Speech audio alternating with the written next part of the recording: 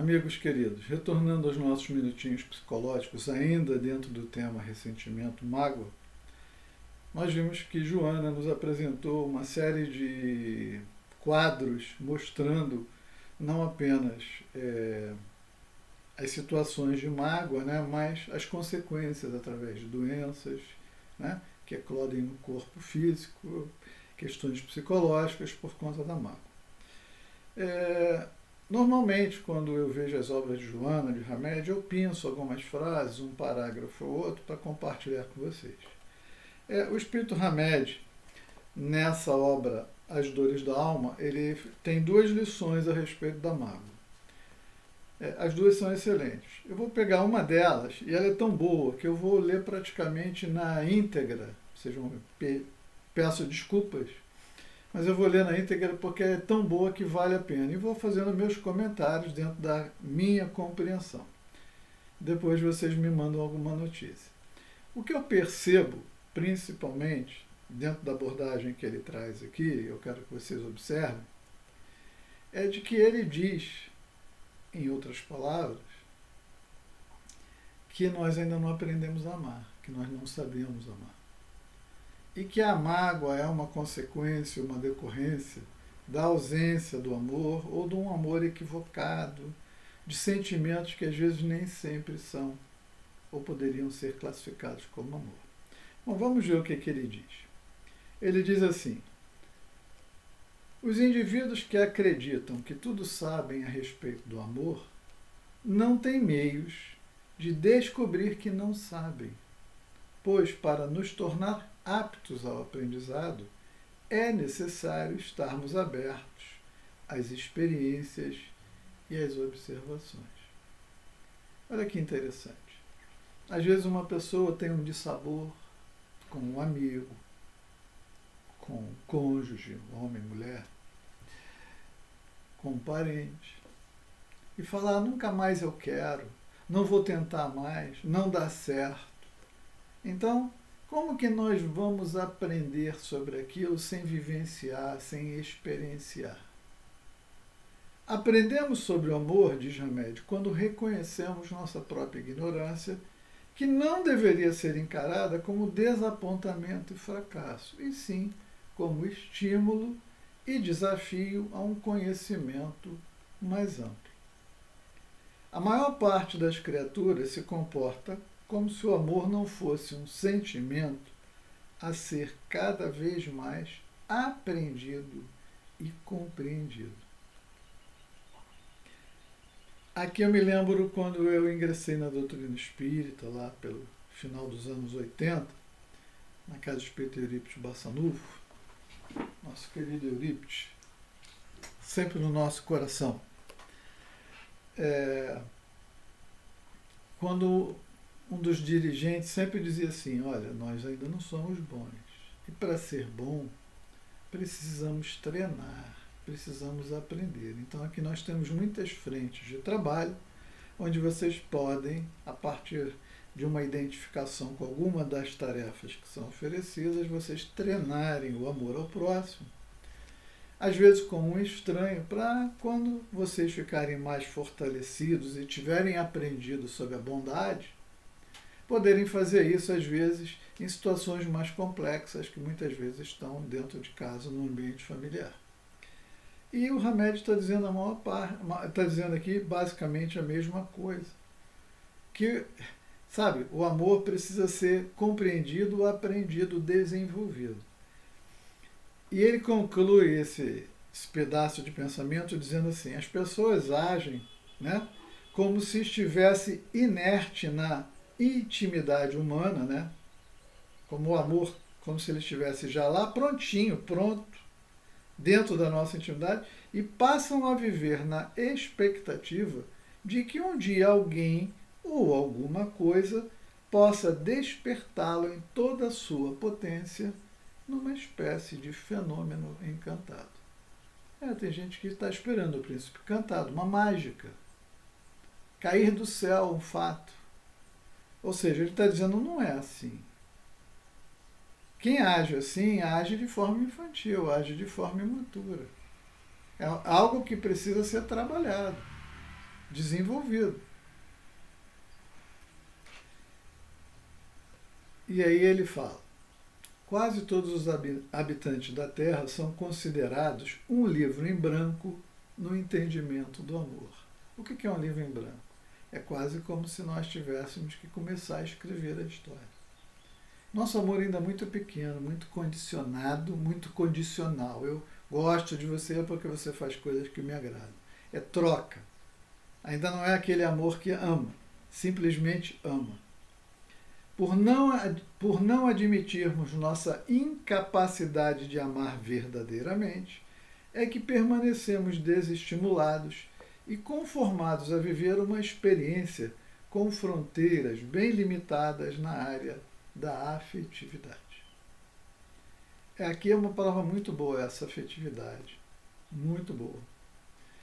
Porque as pessoas pensam muito no amor-paixão, se esquecem da afetividade, da amizade, do companheirismo, da lealdade, não é? Então, nosso amor ainda é pequeno. Negamos frequentemente o fracasso amoroso durante anos e anos para não admitir diante dos outros nossas escolhas precipitadas e equivocadas. Tem pessoas que dizem: eu já casei 4 vezes, sempre com as pessoas erradas. É muito fácil colocar a culpa nas pessoas, nos hábitos ou maus hábitos que elas têm.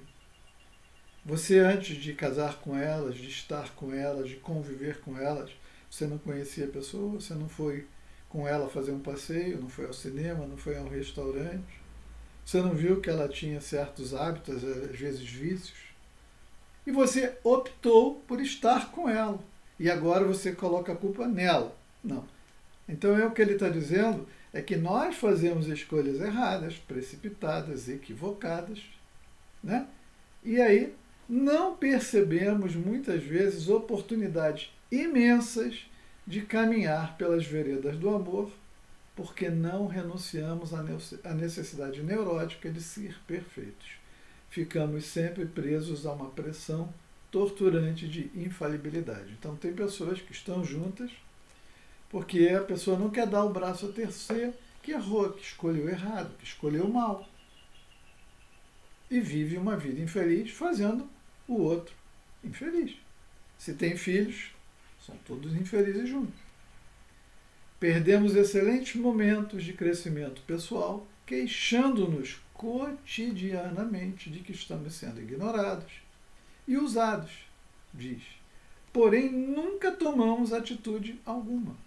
Deixamo-nos magoar pelos outros e acabamos nos magoando também a nós mesmos. Reagimos às ofensas e ao desdém, experimentando sentimentos de frustração, negação, autopiedade, raiva e imensa mágoa. Culpamos as pessoas pelos nossos sofrimentos, verbalizando as mais diversas condenações e, em seguida, nos esforçamos exaustivamente para não ver que a origem das nossas dores morais é fruto de nossa negligência e comodismo. Então, é mais fácil colocar a culpa no outro, é mais fácil colocar a culpa nos outros que admitir que escolhemos errado, que vivemos errado, que falhamos. O produto amargo de nossa infelicidade amorosa são nossas mágoas, resultado direto de nossas expectativas que não se realizaram sobre nós mesmos e sobre as outras pessoas. Aqui ele usa um verbo fortíssimo, ele diz assim: nós nos barateamos, quer dizer, menosprezo, baixou o preço, baixou o valor. Nós nos barateamos quando colocamos nossa autovalorização em baixa na espera de seduzir e modificar seres humanos que nos interessam. Quando uma pessoa, por exemplo, um marido, um homem é violento com uma mulher, e faz isso com frequência, e ela aceita uma situação dessa. Isso é inconcebível. Isso passa do limite de qualquer possibilidade. Toda relação pressupõe respeito. Isso é o desrespeito total. Aí quando há alguma ação nesse sentido, fala, não. Vem a polícia às vezes. Não leve ele não, porque ele é um homem muito bom. Como ele é um homem muito bom, você está toda machucada? Às vezes não está fisicamente machucada, está emocionalmente machucada, destruída. Isso também vale para... Muitas vezes mulheres fazem isso com homens também. Fazem também. Não é exclusividade de nenhum sexo. Vivemos comumente desencontros na área da afetividade por desconhecermos os processos psicológicos que nos envolvem, o que nos faz viver supostos amores. O que é um suposto amor? Não é um amor verdadeiro. Eu acho que é amor, eu penso que é amor, mas não é. Justificamos nossa infelicidade conjugal como sendo débitos do passado e passamos uma vida inteira buscando álibis reencarnatórios para compensar o desprezo com o que somos tratados e a opção que fizemos de viver com criaturas que nos desconsideram e nos agridem a alma constantemente. Aqui eu quero fazer a seguinte ressalva. A pessoa, eu vou ficar com ela, eu vou ficar com ele, porque essa dívida eu quero pagar nessa encarnação. Não está pagando dívida nenhuma. Se você está próximo de uma pessoa cheia de raiva, cheia de rancor, cheia de ressentimento, cheia de mágoa, esse tempo é inútil. Quando a gente está com alguém, a gente tem que estar por amor. Às vezes o amor é resignação, às vezes o amor é renúncia. Mas, com o coração destroçado, a mente em total desequilíbrio, você não está se quitando com débito nenhum do passado. Nenhum de nós está. Isso é uma falácia, é o que ele está dizendo. A gente, eu vou aguentar porque eu devo ter feito alguma coisa ruim para ele. Não. Quem disse isso? Isso é uma suposição que pode ser verdadeira ou pode não ser. Quando ela é, a gente sente que tem que permanecer. Mas até o limite da dignidade humana. Sabe o que diz Allan Kardec? O que dizem os espíritos superiores a Allan Kardec? Vamos ver no Livro dos Espíritos sobre isso, a questão 940. Se vocês têm o Livro dos Espíritos, consultem a questão 940 e é o seguinte para vocês verem. Olha lá. Pergunta Kardec. Não constitui igualmente fonte de dissabores, tanto mais amargos quanto envenenam toda a existência, a falta de simpatia entre seres destinados a viver juntos? Essa é a pergunta. Eles respondem. Com certeza. Ela diz que realmente bastante desagradável, complicado. Mas ela detalha.